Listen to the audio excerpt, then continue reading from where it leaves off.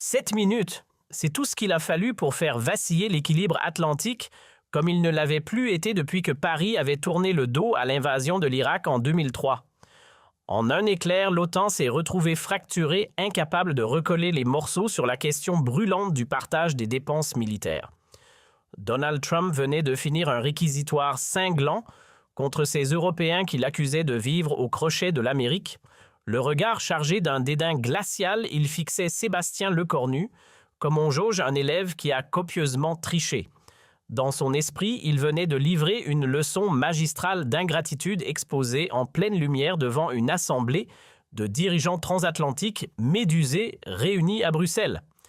Et puis, sans prévenir, le Premier ministre français s'est levé. Un geste simple, mais ces mots ont figé l'air dans la salle comme un courant glacial. Ce n'était pas une banale querelle de chiffres ou un désaccord budgétaire de plus, non. C'était l'instant précis où un jeune dirigeant de 39 ans traçait une ligne rouge devant la figure même de la puissance américaine. Le message était clair, tranchant comme une lame, le temps où Washington imposait ses règles à l'Europe, comme à une colonie obéissante appartenait au passé. Pour comprendre le coup de tonnerre qui s'annonçait, il fallait revenir 3 mois en arrière à l'instant où les fondations de l'Alliance avaient commencé à se fissurer. En janvier, Donald Trump retrouvait les clés de la Maison-Blanche portées par un retour aux allures de revanche politique, et avec lui revenait une vieille rengaine transformée en menace concrète, soit les Européens payaient rubis sur l'ongle pour leur sécurité, soit les boys pliaient bagages. Ce chantage, déjà entendu sous son premier mandat, prenait cette fois des airs de décision ferme. Trump n'était plus dans la provocation, il comptait passer à l'acte. Dans un bureau ovale redevenu temple du clinquant, moulure dorée, tapis sur mesure et fauteuil digne d'un casino de Las Vegas, Donald Trump recevait à intervalles réguliers son nouveau bras droit en matière de défense, le général Mike Waltz, ex-béret vert, reconverti en penseur militaro-républicain. Les échanges entre les deux hommes tournaient toujours autour d'une idée fixe, martelée comme un slogan publicitaire faire de l'OTAN une entreprise de sécurité à but lucratif. Chaque pays membre, s'il voulait rester sous l'aile américaine, devait casquer proportionnellement au service rendu. Ces Européens squattent notre parapluie nucléaire depuis 3/4 de siècle, sans jamais sortir le portefeuille, râlait Trump avec la subtilité d'un bulldozer devant les membres médusés du Conseil de sécurité nationale. Regardez la France à peine 2,1% de leur PIB pour la défense, une plaisanterie. Nous, c'est 3% et encore, ça ne suffit pas. Qu'ils montent à 5% ou on remballe les troupes. Basta. Mais derrière cette obsession maniaque pour les chiffres en pourcentage se cachait une vérité que Trump balayait avec la constance d'un idéologue en croisade. La présence militaire américaine en Europe n'avait rien d'un geste de charité.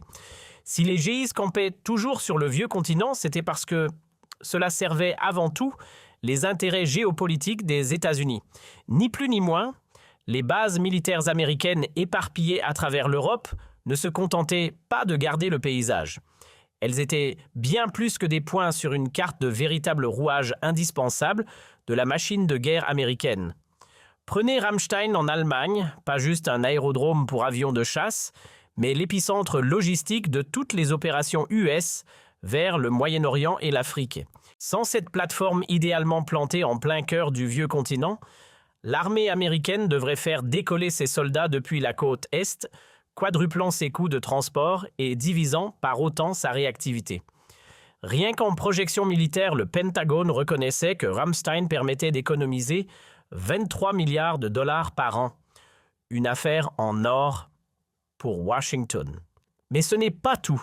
L'Europe pour les États-Unis, c'est aussi un immense centre d'écoute, un terrain de jeu parfait pour capter le moindre murmure stratégique. Grâce aux oreilles géantes de la NSA disséminées en Allemagne et au Royaume-Uni, des millions de communications russes, chinoises ou venues du Moyen-Orient tombaient chaque jour dans les filets du renseignement américain. Quant au centre névralgique de la CIA installé entre Francfort et Londres, il digérait 78% des données mondiales liées au terrorisme. Reproduire une telle efficacité depuis le sol américain. Autant vouloir écouter une conversation en Europe avec un gobelet et une ficelle depuis le Nebraska. Mais là où Washington fait vraiment sa moisson, c'est dans le business des armes, un jackpot à ciel ouvert. Grâce à cette obsession sacrée pour la compatibilité avec les forces US, les pays de l'OTAN signent à la chaîne des contrats avec l'industrie de défense américaine. Et pas pour des gadgets, on parle de F-35 rutilant, de batteries, Patriot, de drones ultramodernes et de systèmes de communication dernier cri. Résultat, entre 2015 et 2024, les géants comme Lockheed Martin, Boeing, Raytheon et Northrop Grumman se sont partagés un gâteau de 267 milliards de dollars. Une manne à faire pâlir Wall Street. Et pourtant, il aura fallu que Lloyd Austin, un ex-secrétaire à la Défense convoqué à titre consultatif, rappelle une évidence oubliée à la bande Walls. Vous croyez qu'on est en Europe par bonté d'âme, on est là pour engranger. Chaque base, chaque contrat, chaque satellite espion, c'est du retour sur investissement. Si on remballe tout ça, on y perd au change. Et pas qu'un peu. Mais pour Trump, tous ces discours nuancés, remplis de subtilités géopolitiques et d'équilibre stratégique, c'était du charabia de technocrate. Lui, il voyait le monde avec la simplicité brutale d'un promoteur immobilier de Manhattan.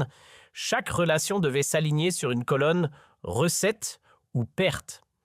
Pas de zone grise.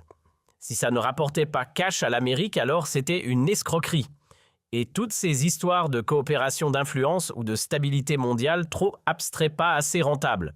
Cohérent avec sa logique d'entrepreneur converti en chef d'État, il a donc donné carte blanche à son équipe de comptables, en costume 3 pièces mené par le très zélé Scott Bessent, fraîchement nommé au Trésor. Leur mission, établir l'addition complète de ce que coûte la protection américaine à l'Europe. Objectif, arriver au prochain sommet de l'OTAN avec une facture bien ficelée à glisser sur la table. L'Amérique en mode service après-vente, sauf que cette fois, le devis allait faire trembler les murs. En avril 2025, le département du Trésor américain a sorti de ses tiroirs un rapport ultra confidentiel à la sauce explosive joliment intitulé Allied Defense Subsidy Assessment ou comment présenter l'addition à l'Europe version XXL. Montant total réclamé, 437 milliards de dollars. Oui, vous avez bien entendu. Et attention, ce n'était pas juste le coût de quelques cantines pour soldats ou de l'essence pour les tanks. Non, c'était un chef-d'œuvre de comptabilité créative, une addition gonflée à l'hélium où chaque centime avait été traqué, trituré et exagéré. Leur méthode de calcul, digne d'un roman de science-fiction budgétaire. Les économistes de Bessent se sont amusés à intégrer tout ce qu'ils pouvaient trouver et même ce qu'ils ne trouvaient pas. R&D de toutes les armes ayant effleuré le sol européen depuis la Seconde Guerre mondiale incluse. Salaire de chaque militaire ayant un jour mis un pied en Europe, bien sûr avec bonus retraite à vie. Et pour couronner le tout, estimation des manques à gagner économiques que les États-Unis auraient pu engranger s'ils avaient placé ces troupes ailleurs, une imagination budgétaire débordante qui aurait mérité un Oscar de la meilleure fiction comptable. Mais le clou du spectacle, c'était cette ligne budgétaire sortie tout droit d'un tour de magie comptable, coût d'opportunité du capital investi. En clair, le Trésor américain s'est mis à calculer combien auraient rapporté ces 437 milliards s'ils avaient été investis dans l'économie US plutôt que dilapidés chez les Européens. Oui, vous avez bien compris, ils ont imaginé les intérêts qu'ils auraient pu toucher histoire de gonfler un peu plus la douloureuse. Résultat, grâce à ce petit numéro d'équilibriste fiscal, la soi-disant dette de l'Europe grimpait à un vertigineux 340 milliards de dollars. Rien que ça. Et lorsque Scott Bessent, grand Manitou du Trésor, présenta fièrement cette trouvaille devant le cabinet présidentiel, il lâcha d'un ton grave, presque solennel « Monsieur le Président, si l'on applique un calcul juste avec intérêt composé, l'Europe nous doit une fortune. La France à elle seule devrait nous rendre 100 milliards, l'Allemagne 312, l'Italie un joli 924, l'Espagne seulement 9, mais tout de même, c'est une ardoise historique. Un trou béant creusé dans la poche du contribuable américain honnête et bosseur. Derrière cette gymnastique comptable franchement délirante se cachait une malhonnêteté de taille, faire comme si l'Amérique ne retirait strictement aucun avantage ni géopolitique, ni économique, ni diplomatique de sa présence militaire en Europe. Un joli tour de passe-passe. Le rapport passait sous silence, ce que tout stratège un tant soit peu lucide sait parfaitement en gardant la main sur l'OTAN. Washington ne protège pas gracieusement le vieux continent, il impose ses règles, oriente les décisions stratégiques et s'assure que le monde tourne selon sa boussole. Mais pour Trump qui voit la politique étrangère comme une série de factures impayées, ce récit bricolé de dette européenne devenait une arme absolue. Fini les discussions entre partenaires égaux. Il ne s'agissait plus de convaincre, mais de frapper du poing sur la table comme un créancier excédé. Dans sa logique binaire, soit l'Europe payait rubis sur l'ongle, soit elle était coupable de parasitisme. Subtilité zéro, pression maximum. Évidemment, quand Washington décide de sortir l'artillerie lourde diplomatique, la première cible dans le viseur, c'est Paris. Et ce n'est pas un hasard. La France, depuis l'ère gaullienne, incarne cette obsession européenne de ne jamais marcher au pas américain. De Gaulle avait planté le décor, l'Hexagone ne serait jamais une marionnette à cordes tirée depuis Washington. Et depuis tous ses successeurs, de gauche comme de droite, ont entretenu cette ligne rouge d'indépendance stratégique au grand désespoir des présidents américains successifs, démocrates ou républicains confondus. Car la France, c'est l'électron libre de l'OTAN, sa propre dissuasion nucléaire opérationnelle souveraine et surtout non négociable. 20 ogives qui n'obéissent qu'à Paris. Ajoutez à cela son retrait historique du commandement intégré de l'Alliance entre 1966 et 2009, un geste spectaculaire pour dire « Merci, mais on va faire sans vous ». Et sur la scène onusienne, pas question de suivre les États-Unis les yeux fermés. À chaque occasion, la France défend bec et ongles une Europe capable de tenir tête sans béquille américaine. Un irritant permanent pour les stratèges du Pentagone, l'attachement français à l'indépendance militaire ne sort pas de nulle part. Il plonge ses racines dans une blessure encore vive, celle de la Seconde Guerre mondiale. Le général de Gaulle, lui, n'a jamais digéré le camouflet infligé par ses alliés anglo-saxons, qui l'avaient sciemment tenu à l'écart des décisions capitales en particulier, lors du débarquement en Normandie. Ironie tragique, la France allait être libérée mais sans être consultée. Résultat, une humiliation fondatrice qui allait cimenter pour de bon la doctrine gaullienne, la France déciderait seule de sa sécurité, quitte à marcher à contre-courant. Depuis, un mot d'ordre s'est inscrit dans le marbre de la politique française. Plus jamais la nation ne confierait sa défense vitale à une puissance étrangère, fût-elle amie. De Pompidou à Macron, en passant par Mitterrand ou Chirac, chaque président avec son style, sa force ou ses compromis a gardé ce cap d'indépendance comme une boussole stratégique. Même Sarkozy, pourtant jugé plus atlantiste que ses prédécesseurs, n'est pas revenu les mains vides quand il a ramené la France dans le commandement intégré de l'OTAN. Il a exigé noir sur blanc que la dissuasion nucléaire reste sous drapeau tricolore et que des généraux français tiennent les leviers clés de la machine militaire de l'Alliance. Revenir oui, mais pas pour se soumettre. Pour Trump, la fierté gauloise version nucléaire, c'était plus qu'un irritant diplomatique, c'était une gifle personnelle. Cette manie française de bomber le torse avec leurs quelques ogives maison, il la prenait comme une provocation en règle. Lors d'un meeting incandescent à Tampa, il n'avait pas mâché ces mots. Ils veulent faire les fiers à bras avec leur minuscule arsenal nucléaire, mais dès que Poutine hausse le ton, ils accourent en panique pour quémander notre protection. Et comme toujours, Trump avait enchaîné avec sa formule favorite, le chantage à la sécurité. Il est peut-être temps qu'ils comprennent enfin que la liberté, ça a un prix. Soit ils perdent leur écho pour être protégés, soit ils affrontent les Russes sans filet. On verra combien de temps ils tiendront sans nous. Mais le feu couvait depuis longtemps et l'arrivée surprise de Le Cornu à la tête du gouvernement français en septembre n'avait fait qu'attiser la rancune. Car ce jeune Premier ministre de 39 ans avait tout du cauchemar trumpien, produit pur jus de l'élite technocratique européenne. Il parle 5 langues comme s'il jouait du piano croix dur comme fer à l'ONU et aux traités multilatéraux et surtout affiche sans complexe son amour pour une Europe fédérale. Autant dire que pour Trump, c'est l'ennemi idéologique dans toute sa splendeur.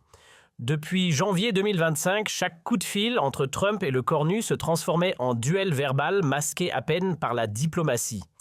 Les conversations aussi brèves que glaciales s'achevaient immanquablement dans un climat électrique ponctué de pics acérés et de silences lourds de mépris.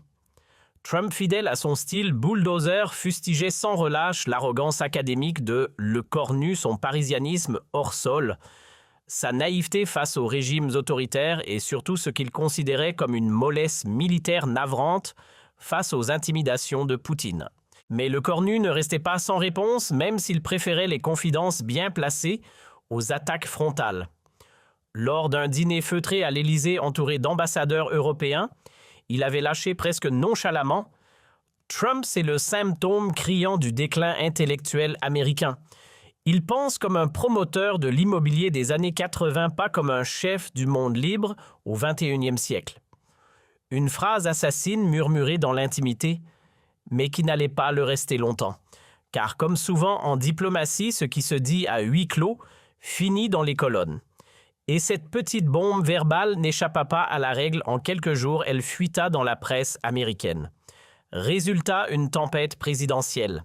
À 6 heures tapantes depuis son luxueux repère de Mar-a-Lago, Trump déchaîna sa fureur sur Twitter. Le minable, le cornu chef d'un pays en ruine sociale ose insulter l'Amérique, qui le protège depuis 8 décennies. Sans nous, il parlerait aujourd'hui allemand ou russe. Quelle ingratitude! La guerre des mots entre Trump et le cornu avait transformé les relations franco-américaines en champ de ruines diplomatiques. Chaque pique lancé par l'un alimentait une nouvelle réplique cinglante de l'autre, et dans ce duel d'ego, c'étaient les diplomates qui ramassaient les morceaux. Au Quai d'Orsay, comme au département d'État, on s'échinait à garder ouverts quelques canaux de discussion, mais chaque tentative de dialogue finissait par s'écraser contre le mur infranchissable de l'animosité personnelle entre les deux hommes. C'est dans cette atmosphère empoisonnée que s'ouvrit le 15 juillet 2025 le sommet de l'OTAN à Bruxelles. Sur le papier, l'ordre du jour parlait vaguement de modernisation des capacités de défense collective, mais tout le monde savait que ce n'était qu'un rideau de fumée. Le vrai programme, c'était l'ultimatum que Trump s'apprêtait à balancer aux Européens sur fond de menaces financières et de désengagement militaire. Arrivé en terrain conquis, Trump débarqua avec sa garde rapprochée de fidèles inébranlables, tous choisis pour leur loyauté sans faille, plutôt que leur sens de la nuance. Dans ses bagages, une présentation PowerPoint de 47 diapositives travaillées au millimètre. Le message était clair comme de l'eau de roche, ou plutôt comme une bombe diplomatique programmée l'Amérique paie pour tout, et ça suffit, place à la facture, et cette fois aucune discussion possible. La Dream Team envoyée par Trump à Bruxelles, c'était le gratin de la ligne dure version America First sous stéroïdes. On retrouvait le général Mike Walsh, ex-béret vert et actuel chef du Pentagone célèbre pour sa délicatesse légendaire envers l'Europe, comprendre des discours musclés et des analyses à la hache. À ses côtés, Marco Rubio, secrétaire d'État et faucon assumé de l'axe transatlantique. Ajoutez à cela Kash Patel, boss de la CIA, fidèle parmi les fidèles dont la loyauté envers Trump frôle le fanatisme, et bien sûr Scott Bessent, grand prêtre de la comptabilité punitive cerveau, derrière la fameuse dette européenne. La veille du sommet installé dans sa suite présidentielle du Starnberger Grand Hôtel Trump, rassemblait ses troupes et lâchait sa punchline préférée, façon chef de gang, avant une descente. Ces Européens ramollis vont enfin piger qu'on n'est pas une armée bénévole. C'est 5% du PIB en dépenses militaires tout de suite, ou bien on remballe les soldats et les ogives. C'est clair, pas de débat, pas de négauche. Sauf que derrière cette posture de patron de PME en colère, sa stratégie reposait sur un calcul aussi simpliste qu'erroné. Dans la tête de Trump, les Européens étaient une bande de divorcés incapables de s'entendre, trop mous pour se défendre et trop paniqués à l'idée de perdre le parapluie nucléaire américain pour oser dire non à Washington. Un raisonnement logique sur le papier, mais aveugle face à l'évolution des rapports de force. Dans l'esprit de Trump, le scénario était déjà écrit à l'avance. Comme depuis 1945, les Européens finiraient par s'incliner tête basse, acceptant les exigences de Washington, comme on signe un chèque en blanc résigné presque machinalement.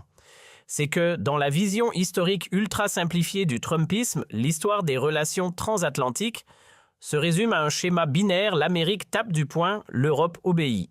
Et cette fois encore, Trump était persuadé que sa recette habituelle, menace frontale ton cassant et promesse de retrait militaire, suffirait à faire plier des dirigeants soi-disant tétanisés par leur dépendance chronique au parapluie stratégique américain. L'idée même d'une réponse européenne unie n'avait pas effleuré l'équipe Trump. Dans leur logiciel mental, le mot « résistance » n'existait pas côté vieux continent.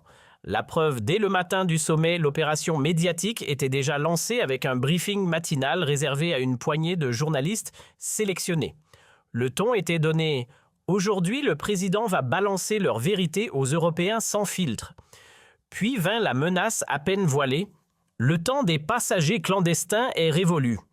Ils perdent leur part ou bien on revoit entièrement notre présence dans l'Alliance ». La machine médiatique pro-Trump s'était mise en branle bien avant que les micros officiels ne soient allumés.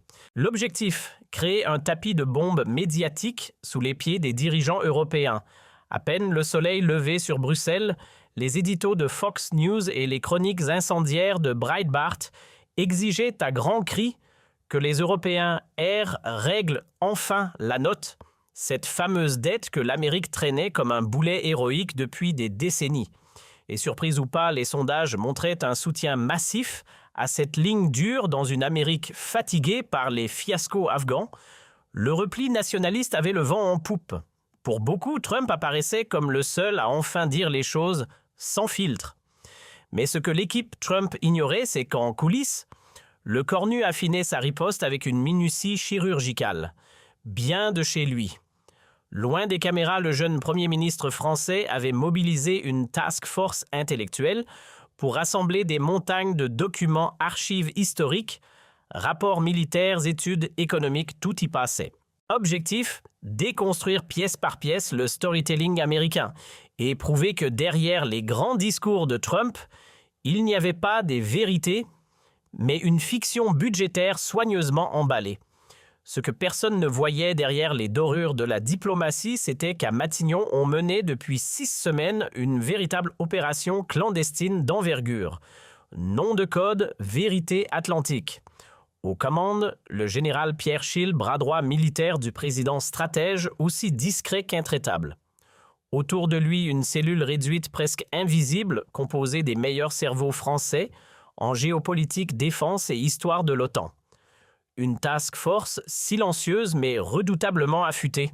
Leur mission, bien que non officielle, était limpide, démonter avec une précision chirurgicale toute la narrative trumpiste sur les Européens parasites et construire une réplique impossible à balayer. Chaque argument américain allait être retourné, exposé, déconstruit. Le rapport final fruit de semaines d'analyse en profondeur se lisait comme une bombe intellectuelle prête à exploser dans les mains de ceux qui pensaient imposer leur vérité sans contestation. Et ce qu'il révélait était sans appel. Toute la rhétorique de Trump reposait sur une omission volontaire presque cynique, celle des avantages colossaux que les États-Unis engrangeaient depuis des décennies grâce à leur présence militaire sur le sol européen.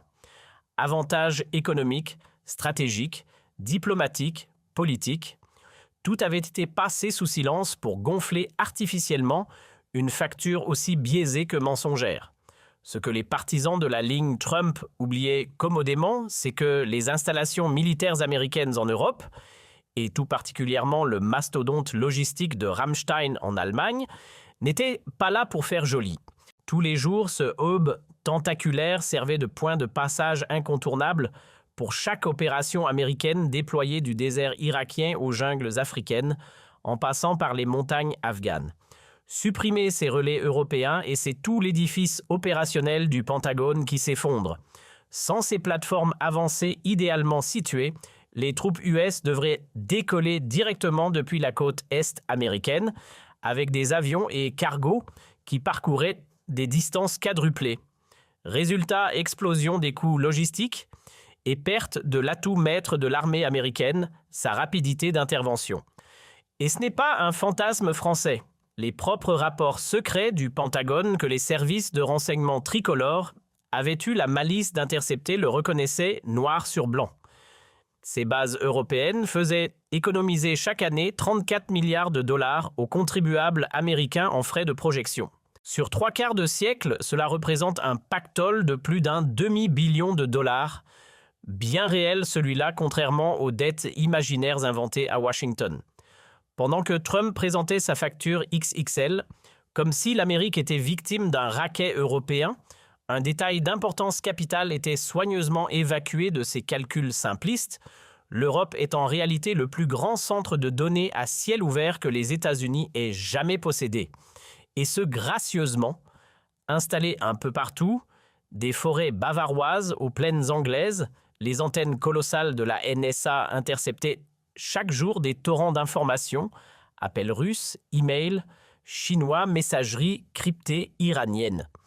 Rien n'échappait aux oreilles numériques de l'oncle Sam, et le travail de décodage confié à des bunkers numériques hyper sécurisés à Francfort, Munich ou Londres, où la CIA traitait rien de moins que les 3/4 de ses renseignements mondiaux liés au terrorisme, au trafic de drogue et à la prolifération nucléaire. Depuis Washington Mission Impossible, trop loin, trop lent, trop coûteux, la physique elle-même, cette vieille rabat-joie, limitait la portée des satellites. L'Europe pour les espions américains, c'est un balcon idéal sur tout l'hémisphère Est. Et à Matignon, lors du dernier briefing stratégique, le général Chill n'a pu s'empêcher de sourire quand le Premier ministre, avec un calme calculé, a balancé cette phrase assassine « Ils osent nous présenter une addition de 1237 milliards pour 75 ans de présence militaire fort bien. Mais nos chiffres prouvent d'un peu noir sur blanc qu'ils en ont tiré au bas mot 140 milliards de gains nets, rien qu'en profits commerciaux, économies de déploiement et influence stratégique directe. Si on devait vraiment faire les comptes sérieusement, c'est Washington qui serait notre débiteur, et de très loin. Pas l'inverse comme Trump a le culot de le clamer sur tous les plateaux. Pire encore, pour la Maison-Blanche, le contre-rapport ultra précis rédigé par les experts français dévoilait une vérité bien plus gênante.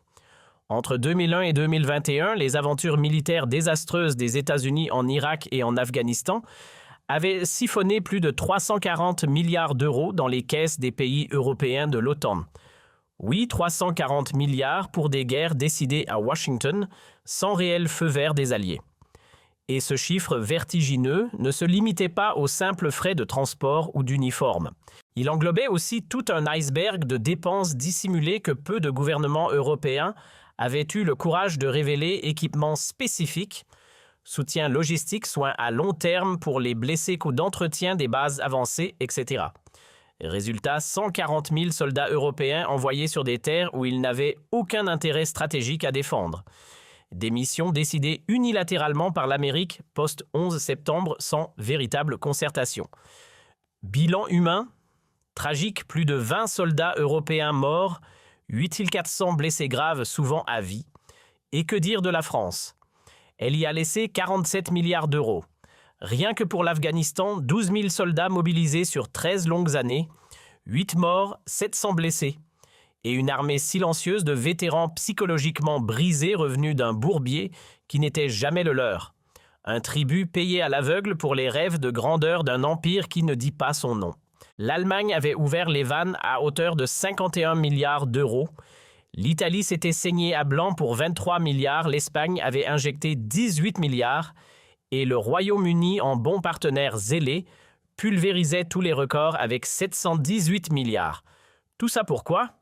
Pour voir l'Irak sombrer dans le chaos livré aux milices pro-iraniennes, en parfaite contradiction avec les nobles promesses de démocratisation Made in America. Et l'Afghanistan, tombé comme un château de cartes entre les mains des talibans en août 2021, dans un retrait expédié à la va-vite orchestré par Washington, sans même décrocher un coup de fil aux alliés européens. Le Premier ministre outré l'avait balancé sans détour au colonel François Lecointre, ancien patron des armées convoquées pour un éclairage historique sans filtre. On a vidé nos budgets, envoyé nos troupes et enterré nos fils pour des guerres américaines fondées sur des bobards grossiers. Les soi-disant armes de destruction massive, foutaises, Saddam n'en avait pas. Ben Laden. Il se planquait au Pakistan, pas à Kaboul.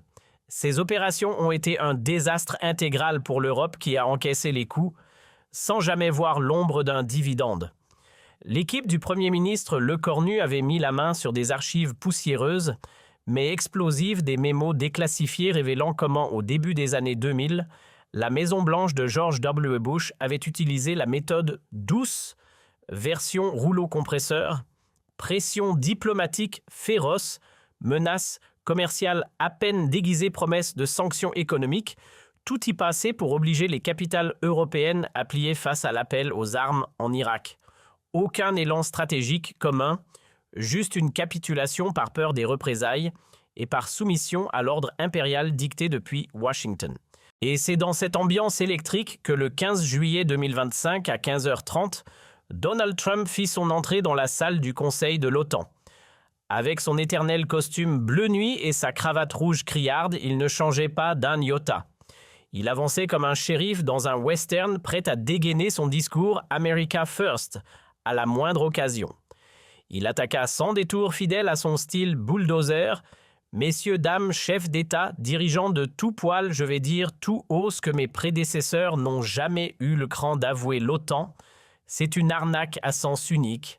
L'Amérique aligne les billets pendant que l'Europe se fait dorloter. » Entre statistiques bidonnées, nationalisme économique en roue libre et menaces à demi-mot, Trump servait un cocktail explosif, 100% pur jus trumpien. L'Amérique aligne 60 milliards par an pour sa sécurité. Et que font nos partenaires? La France claque 64 milliards, l'Allemagne 63. À elle deux, à peine plus que ce que nous mettons sur la table, et pourtant on est censé jouer dans la même équipe, lançait Trump d'un ton indigné. Sauf que petite précision passée sous silence, l'économie américaine pèse à elle seule 7 fois celle de la France et 5 fois celle de l'Allemagne. Bref, une comparaison qui a autant de sens qu'un match de boxe entre un poids plume et un poids lourd, avec les règles truquées en prime. Mais comme toujours, Trump fonce tête baissée. On maintient 100 000 soldats en Europe pour chouchouter des pays qui préfèrent investir dans leurs congés payés et leurs soins gratuits plutôt que dans leur armée. C'est le brave contribuable américain qui finance leur luxe. Eh bien non, c'est terminé. La rengaine était connue, l'Europe est paresseuse, dépendante et socialiste. Ce refrain populiste Trump l'a servi et resservi, tout en omettant soigneusement que ces fameux systèmes sociaux parasites permettent à l'Europe d'avoir des hôpitaux accessibles, des écoles gratuites et une espérance de vie plus longue qu'aux États-Unis. Mais bon, pourquoi s'embarrasser de vérité quand les punchlines suffisent à faire grimper les sondages? Mais Trump n'en avait pas fini avec son one-man show.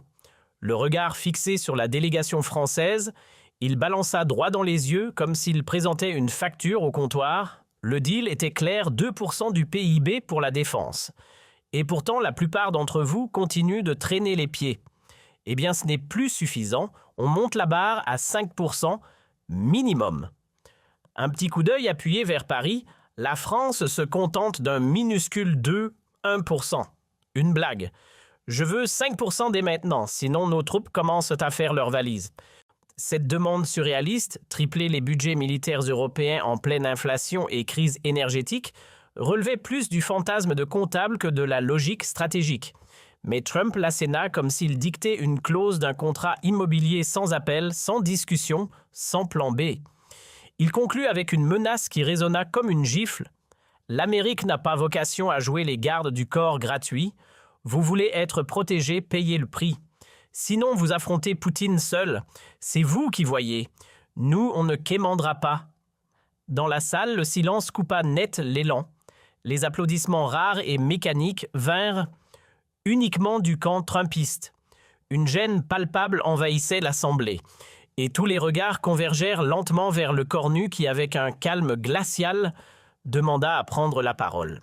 Le chef du gouvernement français se leva non pas avec fracas, mais avec cette solennité feutrée typiquement républicaine, héritée des grandes heures diplomatiques du quai d'Orsay. Il s'avança calmement vers le pupitre, posa ses notes et planta ses yeux dans ceux de Trump. L'instant était suspendu. Puis il lâcha la première salve, celle qui allait faire trembler Washington et fissurer l'unité de l'Alliance. « Monsieur Trump !» lança-t-il d'un ton aussi glacé que chirurgical, « je tiens à vous remercier. Grâce à vous, le monde entier vient d'assister à ce qu'est devenu le discours américain, un cocktail corrosif d'arrogance impérieuse et de chiffres savamment bidonnés. » La gifle était sèche, frontale et publique. Trump, piqué au vif par cette audace venue de Paris, ne put masquer un froncement de sourcils agacé. Sans attendre. Le cornu poursuivit, ouvrant un dossier bourré de documents qu'il sortit lentement de sa sacoche, comme une pièce à conviction. Vous osez parler d'un effort déséquilibré? Soit. Alors rappelons quelques vérités que vous semblez soigneusement passer sous silence. En 2003, les États-Unis seuls contre les faits ont envahi l'Irak sur la base d'un mensonge mondialement documenté sur des armes imaginaires. Coût pour l'Europe, 7 milliards d'euros et 767 soldats européens tombés. Pour défendre quels intérêts, Monsieur le Président, les nôtres, vraiment? Le silence qui suivit les chiffres énoncés par le cornu sur la guerre en Irak fut assourdissant. C'était comme si une chape de plomb venait de s'abattre sur l'Assemblée. Les chefs d'État présents découvraient méduser une facette soigneusement masquée du partenariat transatlantique, celle que les discours officiels américains s'étaient bien gardés de révéler. Mais le cornu ne s'arrêta pas là. Impassible, il poursuivit dossier en main, voix ferme, Afghanistan période 2001-2021. Après les attentats du 11 septembre, les États-Unis activent l'article 5 de la charte de l'OTAN. Résultat, 140 000 soldats européens envoyés au front, 13 milliards d'euros engloutis par les pays membres, pour finalement assister à un retrait chaotique décidé unilatéralement sans consultation aucune. Bilan, une humiliation collective. Chacune de ces phrases percutantes sapait un peu plus la posture de force affichée par Trump. Ce dernier tenta un début de protestation. « Monsieur le Premier ministre, laissez-moi préciser que… » Mais le cornu, sans même lever la voix, coupa net. « Non, Monsieur Trump, ce n'est pas votre tour. Vous avez parlé. À présent, c'est à vous d'écouter. » Et il enchaîna impitoyable. « Vous osez nous accuser de vivre à l'ombre de votre puissance, de vous exploiter, c'est l'hôpital qui se moque de la charité. » Vous êtes-vous déjà demandé combien vous gagnez chaque année grâce à vos jolies petites bases militaires plantées chez nous? Lança le cornu le regard perçant. Je vais vous le dire, 34 milliards de dollars. Oui, par an. Grâce aux salaires versés localement aux contrats signés avec nos entreprises et surtout grâce à l'avantage stratégique colossal que vous tirez de votre implantation. Ramstein en Allemagne, c'est votre trampoline logistique pour sauter en plein sur le Moyen-Orient ou l'Afrique. Coupez cette rampe de lancement et vos opérations explosent de 40% en coût. Vous l'appelez une faveur. Moi, j'appelle ça un investissement très rentable. Ces mots frappèrent là où ça faisait mal. L'argument central de Trump vacillait. Dans la salle, des chuchotements montaient, des visages se tournaient, certains visiblement ébranlés par ces vérités dérangeantes. Le cornu n'avait pas fini. D'un ton plus dur, mais toujours contrôlé, il enfonça le clou. Vous vous plaignez d'un soi-disant fardeau financier de 187 milliards. Mais vos analystes ont omis curieusement de mentionner les 340 milliards que vos fabricants d'armes ont encaissés en vendant du matériel aux pays européens durant la même période. C'est ça l'arnaque. Alors qui arrose qui exactement, Monsieur Trump? La riposte française cinglante et argumentée brisait l'illusion. Loin d'être les assistés du Pentagone, les Européens apparaissaient soudain comme les clients d'un système où Washington vend sa protection au prix fort. Puisque vous aimez tant jongler avec les chiffres, permettez-moi de vous ramener à une évidence que vos discours oublient systématiquement, lança le cornu impassible. La France met 64 milliards sur la table pour sa défense. Son PIB, 3 000 milliards. Chez vous, c'est 167 milliards pour une économie qui pèse 7 fois plus. Conclusion simple, notre effort est proportionnellement équivalent au vôtre. Ce petit cours de mathématiques appliqué à la géopolitique venait de désarmer l'un des arguments favoris de Trump. À force de balancer des montants bruts comme des vérités absolues, l'ancien président se retrouvait confronté à une logique implacable. Le poids d'un effort se mesure à l'échelle de ceux qui le portent. Visiblement piqué au vif, Trump tenta une esquive. « Vous avez votre petite bombe ?» Mais le cornu coupa court. « Voilà un sujet intéressant. Notre dissuasion nucléaire entièrement autonome ne protège pas que la France, mais tout le continent européen. Ça coûte 6 milliards par an, sans qu'on vous ait jamais demandé le moindre centime. Voilà ce que signifie vraiment l'engagement atlantique. » Un silence épais s'abattit. Le message venait de passer. L'Europe et surtout la France n'étaient pas cette passagère clandestine décrite par Washington. Il existait dans cette alliance une force européenne silencieuse mais bien réelle et qui ne devait rien à personne. Mais le cornu gardait sa cartouche la plus explosive pour la fin. Monsieur Trump, vous réclamez que nous portions nos dépenses militaires sauf à 5% du PIB. Très bien. Mais dans ce cas, il va falloir que Washington aligne un chèque de 340 milliards d'euros. C'est le montant exact que les pays européens ont englouti dans vos croisades militaires en Irak et en Afghanistan. 2 conflits que vous avez initiés seuls et qui n'ont jamais protégé 1 centimètre carré de territoire européen. Et puis vint la phrase qui allait faire trembler les murs de l'Alliance. L'OTAN n'est pas un service de sécurité avec l'Amérique comme chef mafieux et l'Europe comme client apeuré. C'est un partenariat entre nations souveraines. Si vous voulez en faire un système d'extorsion libre à vous, mais alors préparez-vous à voir naître une défense européenne indépendante. L'ère des diktats venus de Washington est terminée. Cette déclaration fracassante fut un séisme. Trump, blême de rage, quitta la salle sur le champ, talonné par une partie de son équipe visiblement aussi abasourdie que lui. Dans l'auditoire, c'était la sidération. Personne n'aurait imaginé qu'un dirigeant européen oserait un jour accuser frontalement les États-Unis de falsification budgétaire et de racket stratégique. Et pourtant, ce jour venait d'arriver. L'impact fut fulgurant et le choc traversa l'Atlantique à la vitesse d'un missile diplomatique. Aux États-Unis, c'était la déflagration. Comme toujours, les réactions suivirent les lignes de faille politiques bien connues. Fox News s'enflamma. La France crache au visage de son allié historique. Tucker Carlson, fidèle à lui-même, hurla à « l'ingratitude chronique » des Européens, tandis que CNN, plus mesuré, évoquait « la plus sérieuse tempête transatlantique depuis l'épisode irakien ». Le New York Times, quant à lui, posait une question qui glaçait l'establishment. Sommes-nous en train d'assister à la fin de l'OTAN telle qu'on l'a toujours connue?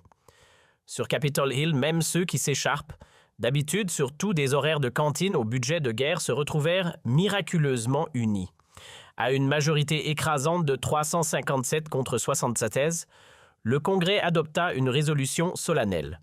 L'objet condamnait avec gravité les déclarations jugées anti-américaines, inacceptables au plus haut point et historiquement insultantes, tenues par ce jeune premier ministre français qui, décidément, n'avait pas froid aux yeux. Dans la foulée, les faucons républicains menés tambour battant par Tom Cotton et Lindsey Graham réclamèrent à grands cris des représailles immédiates sanctions économiques contre Paris gel des contrats militaires et pourquoi pas une bonne vieille relocalisation d'usines pour faire bonne mesure. Dans les cercles feutrés de Washington, là où d'ordinaire les diplomates caressent les dossiers dans le sens du vent, c'était la zizanie. L'élite américaine des affaires étrangères habituellement soudée autour du sacro-saint lien transatlantique se retrouvait en état de fissure avancée. D'un côté, les va-t-en-guerre du Weekly Standard criaient « Victoire !» que l'Europe passe à la caisse ou qu'elle s'en aille, vociférait-il. De l'autre, les esprits plus posés du Council on Foreign Relations brandissaient le drapeau rouge coupé le cordon avec le vieux continent, avertissait-il, ne ferait que livrer les clés de l'Occident à Pékin et Moscou. Même Richard Haas, ancien patron du prestigieux think tank, dut lâcher le morceau. Sur le fond, le cornu n'a pas tort. Notre manière de compter les contributions à l'OTAN a toujours été plus idéologique que rigoureuse. Une déclaration qui fit l'effet d'une gifle dans les salons boisés du pouvoir. Pendant ce temps-là, du côté des campus, le débat s'enflammait. À Harvard, Stephen Walt saluait la claque magistrale enfin, quelqu'un qui ose dire à haute voix ce que la majorité des spécialistes pensent tout bas sur la duplicité de notre posture atlantiste. À Georgetown, l'ex-secrétaire à la Défense Robert Gates confessait à demi-mot que les Européens s'étaient saignés pour nos guerres au Moyen-Orient, sans jamais récolter le moindre avantage stratégique. Mais c'est en Europe que le tremblement de terre fut le plus puissant et le plus unanime. De Berlin à Varsovie en passant par Rome, Madrid, Stockholm ou Athènes, l'opinion publique fit bloc. Le discours du Premier ministre français fut salué comme un coup de maître. Enfin, un Européen qui ose parler franc face aux géants américains. Et ça réchauffe les cœurs. Sur les réseaux sociaux, c'était un feu d'artifice numérique. Les timelines européennes vibraient sous une avalanche de messages enflammés. Le cornu venait de réveiller un continent. Le mot-clé « Stand with le cornu UU » grimpait en flèche dominant les tendances dans 23 pays pendant 2 jours d'affilée. Pour la première fois depuis des décennies de suivisme transatlantique et de révérence presque servile envers la Maison-Blanche, un dirigeant européen avait osé s'attaquer frontalement à l'Amérique et en usant de ses propres armes les mots. Et l'opinion ne laissa aucun doute. Les sondages tombés dans la foulée furent sans appel, près de 8 Européens sur 10 soutenaient l'intervention du Premier ministre français et réclamaient une rupture franche avec la posture de dépendance vis-à-vis de Washington. Face à ce raz-de-marée populaire, même les plus pro-USA des chefs d'État commencèrent à se repositionner. Olaf Scholz, d'ordinaire aussi diplomate qu'un métronome suisse, dès qu'il s'agit des relations transatlantiques, admit publiquement que le Cornu avait mis le doigt sur de vraies questions de fond concernant la répartition des efforts dans l'Alliance. Giorgia Meloni, pourtant sur la même longueur d'onde idéologique que Trump, reconnu du bout des lèvres que certains arguments français méritaient au minimum un vrai débat franc et adulte. Et même dans les bastions les plus farouchement alignés sur Washington, comme Varsovie ou les capitales baltes, la musique changeait de ton. Le président polonais le dit sans détour, « Oui, notre sécurité dépend en partie des troupes américaines. » Mais cela ne justifie en rien qu'on nous traite comme des subalternes sans mot à dire. 6 mois plus tard, l'écho de l'affrontement. Le cornu Trump résonnait encore dans les chancelleries. Si l'ambiance entre Paris et Washington virait au froid diplomatique, un autre phénomène inattendu mais décisif prenait forme, l'Europe de la défense sortait enfin de sa léthargie. Dans un élan commun, Berlin, Paris, Rome et Madrid joignaient leurs forces et leur budget pour lancer un gigantesque programme de réarmement à 240 milliards d'euros, avec un objectif clair, s'affranchir des chaînes technologiques américaines et regagner leur autonomie stratégique. Mais au-delà des contrats et des chiffres, un basculement plus profond avait eu lieu. Ce bras de fer avait exposé au grand jour une vérité dérangeante. L'OTAN ne pouvait plus fonctionner comme une cour de récré où Washington dicte les règles et les Européens hochent la tête. Le statu quo atlantique était mort, une ère de rapports plus égaux et d'échanges sans tutelle devait s'ouvrir. Même les voix les plus expérimentées l'admettaient. Hubert Védrine, l'un des anciens maîtres de la diplomatie française, résumait avec lucidité ce choc. Le cornu a fait tomber les œillères. Nous avons enfin compris qu'on peut être allié de l'Amérique sans en être les valets. Et le cornu dans tout ça, devenu l'icône inattendue d'une Europe fatiguée de se faire dicter sa conduite, il incarnait désormais l'insolence lucide face à l'arrogance d'outre-Atlantique. Son intervention fracassante du 15 juillet 2025, désormais décortiquée dans chaque institut de diplomatie, était étudiée non comme un simple discours, mais comme un chef-d'œuvre de résistance stratégique contre l'hégémonie américaine. Dans les manuels d'histoire de demain, on lira ceci qu'un homme de 39 ans seul, face à la plus grande puissance militaire du monde, avait fait vaciller un dogme vieux de 80 ans. Et qu'en rompant avec la soumission silencieuse, il avait amorcé un virage historique, celui d'une Europe qui n'obéit plus mais qui choisit. Une Europe qui enfin relève la tête,